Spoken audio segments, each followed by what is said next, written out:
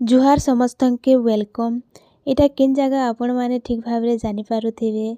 इटा होचे अंगनवाड़ी सेंटर जेंटा कि चिचिया 1 और इनो पुराना बिल्डिंग थिला सेनो पुराना बिल्डिंग भांगी करी नवा बिल्डिंग तैयारी हेछे और बिल्डिंग रो काम सरी थिला फिर भी हैंडओवर नहीं हेथी। तो के जाने आजिर दिनर लागी एखे हैंडओवर नहीं हेथी। तो भगवान का रथ यात्रा हेछे और भगवान आसीछन अंगनवाड़ी सेंटर के केड़े नुआ कथा। तो सेटा आमे जानला परे भगवान कर दर्शन लागी आसलु। फिर इन छुआ मान के भी मुई कही तो छुआ माने भी आसबार लागी देखबार लागी सरदा होथिले। तो मुई सेनु वीडियो नेली आज छुआ मान के देखाली सबू सरदा हेले और भगवान भी पढ़ी आसीछन बोली ताकर मने भावी नेले।